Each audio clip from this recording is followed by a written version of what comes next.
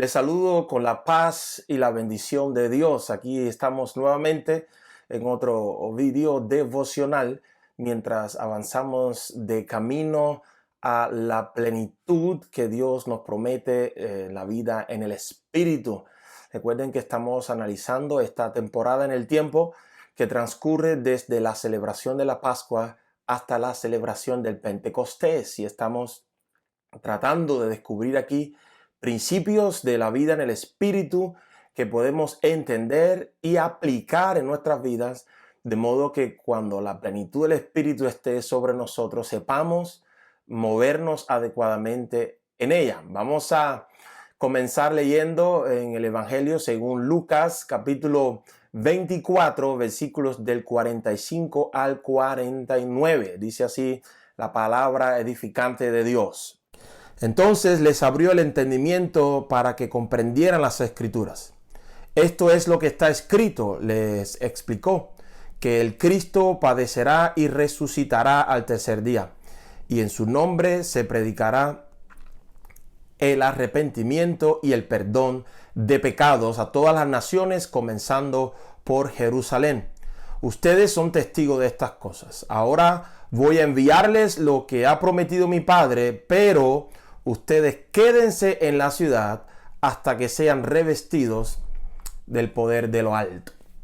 El Señor, que se le apareció a estos dos discípulos que iban de camino a Emaús, les abrió el entendimiento. Recuerden que lo vimos en el estudio anterior. Y una vez esto sucedió, el Señor les dio estas instrucciones de esperar en la ciudad hasta que fueran revestidos con poder de lo alto. Nos puede surgir la pregunta: ¿acaso no podía el Señor haberlos revestido con ese poder directamente después de su resurrección?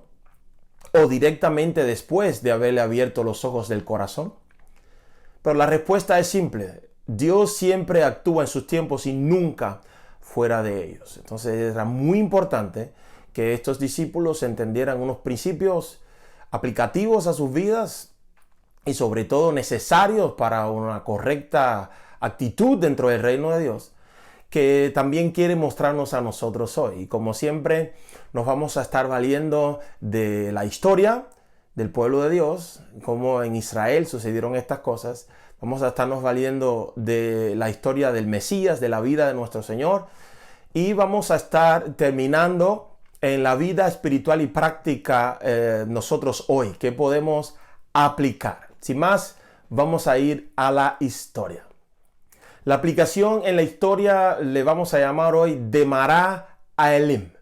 El pueblo de Israel fue el primero que participó en esta edificación en el tiempo mientras salían de Egipto después de haber celebrado la primera Pascua, e iban de camino al monte Sinaí, donde se iba a revelar por primera vez en el tiempo la importancia de la fiesta del Pentecostés. Ellos habían salido, habían cruzado el Mar Rojo, y el Señor los va internando en un camino en el desierto, y vamos a ver qué sucede. Leemos en Éxodo capítulo 15 a partir del versículo 22 y hasta el versículo 27. Moisés les ordenó a los israelitas que partieran del Mar Rojo y se internaran en el desierto de Sur. Y los israelitas anduvieron 3 días por el desierto sin hallar agua. Llegaron a Mará, lugar que se llama así porque sus aguas son amargas, y no pudieron apagar su sed allí. Comenzaron entonces a murmurar contra Moisés y preguntaban: ¿qué vamos a beber? Moisés clamó al Señor, y él le mostró un pedazo de madera, el cual echó Moisés al agua, y al instante el agua se volvió dulce. En este lugar el Señor los puso a prueba y les dio una ley como norma de conducta. Les dijo: yo soy el Señor su Dios. Si escuchan mi voz y hacen lo que yo considero justo, y si cumplen mis leyes y mandamientos, no traeré sobre ustedes ninguna de las enfermedades que traje sobre los egipcios. Yo soy el Señor que les devuelve la salud. Después los israelitas llegaron a Elim, donde había 12 manantiales y 70 palmeras, y acamparon allí cerca del agua. Después de 3 días internados en el desierto, el pueblo de Israel sintió sed y llegaron a un lugar, había una fuente de agua que se llama Mará. Cuando el pueblo vio aquella fuente de agua, pues nosotros nos podemos imaginar la alegría y la esperanza que le nació en el corazón, pero al llegar y beber de aquellas aguas no pudieron calmar su sed a causa de su amargura. El pueblo comenzó a murmurar contra Moisés. ¿Qué es esto? ¿Por qué nos haces esto? Moisés, como buen siervo, clamó a Dios y Dios le mostró un pedazo de madera, un palo, que le dijo, échalo al agua. Y al instante, cuando Moisés fue obediente, las aguas fueron sanadas. Y ahí el Señor les dio una norma de conducta. Dice el versículo 26. Les dijo, yo soy el Señor su Dios. Si escuchan mi voz y hacen lo que yo considero justo, y si cumplen mis leyes y mandamientos, no traeré sobre ustedes ninguna de las enfermedades que traje sobre los egipcios. Yo soy el Señor que les devuelve la salud. ¿Por qué no haberle mostrado al pueblo la solución para aquellas aguas amargas antes de que el pueblo probara esas aguas y comenzara a murmurar contra Moisés? Dios consideró necesario poner a prueba a Israel. Y esta prueba dejaría huellas importantes en sus corazones que les recordarían esta norma que debería afectar todo el tiempo su conducta mientras caminaban con Dios. El Señor les dijo, si escuchan atentamente mi voz, si prestan atención a lo que les digo para ponerlo por obra. También les dijo, si hacen lo que yo considero justo, en otras palabras, si ustedes siguen mi norma de justicia y no la vuestra. Y tercero, si cumplen con mis leyes y mandamientos, si las obedecen, entonces no traeré sobre ustedes las enfermedades, las plagas que derramé sobre el faraón y todo Egipto. Por el contrario, si obedecen, me conocerán como Yahweh Rofeja, como el Señor, tu sanador, el que te devuelve la salud. Esta promesa es más amplia que una salud física. Dios le estaba diciendo que estaba completamente dispuesto a sanar todas las heridas, todas las secuelas que habían dejado tantos años de esclavitud en Egipto, pero para que eso fuera una realidad en sus vidas, necesitaban aprender este principio que es de suma importancia: la obediencia y la fidelidad. Antes de llevarlo de Mará, aquellas aguas amargas, a un lugar llamado Elim, donde había 12 fuentes, 12 manantiales, el Señor les dio una instrucción de obediencia y fidelidad. Al principio, aunque las aguas fueron sanadas, era una fuente para todo el pueblo. Pero después de recibir la instrucción, el Señor los lleva a 12 manantiales. Es decir, había un manantial para cada tribu. Desde poca agua hasta 12 manantiales, el Señor les habló de lo imprescindible que es para caminar con Él, la obediencia y la fidelidad. Vamos a ver ahora en la aplicación mesiánica cómo Jesús ministró el mismo principio a sus discípulos en cuanto a la vida en el Espíritu. A la aplicación mesiánica le vamos a llamar de un soplo a un bautismo. Y vamos a leer en Juan capítulo 20, versículos del 19 al 22. Al atardecer de aquel primer día de la semana, estando reunidos los discípulos a puerta cerrada por temor a los judíos, entró Jesús y poniéndose en medio de ellos, los saludó. La paz sea con ustedes. Dicho esto, les mostró las manos y el costado. Al ver al Señor, los discípulos se alegraron. La paz sea con ustedes, repitió Jesús. Como el Padre me envió a mí, así yo los envío a ustedes. Acto seguido, sopló sobre ellos y les dijo, reciban el Espíritu Santo. Después de resucitar, el Señor tuvo varias apariciones. Y ahora llega a aquel aposento donde estaban reunidos su grupo de discípulos más íntimos, reunidos a puerta cerrada, llenos de temor a sus compatriotas, los judíos. El Señor entra y les dice, Shalom. Imagínense la alegría de aquellos discípulos a poder comprobar con sus propios ojos que los rumores de la resurrección, que la promesa de levantarse al tercer día ya era una realidad ante sus ojos. Y en medio de aquella alegría, el Señor les dice: reciban el Espíritu Santo. Y sopla sobre ellos y ellos recibieron el Espíritu Santo. Pero a pesar de que ya el Espíritu Santo había sido recibido por ellos, el Señor pasa a darle unas instrucciones importantes antes de que la plenitud que estaba disponible para ellos en la fiesta de Pentecostés fuera derramada. Vamos a leer en Hechos capítulo 1, versículos del 4 al 8. Una vez, mientras comía con ellos, les ordenó: no se alejen de Jerusalén, sino esperen la promesa del Padre, de la cual les he hablado. Juan bautizó con agua, pero dentro de pocos días ustedes serán bautizados con el Espíritu Santo. Entonces los que estaban reunidos con él le preguntaron: Señor, ¿es ahora cuando vas a restablecer el reino de Israel? No les toca a ustedes conocer la hora ni el momento determinados por la autoridad misma del Padre, les contestó Jesús.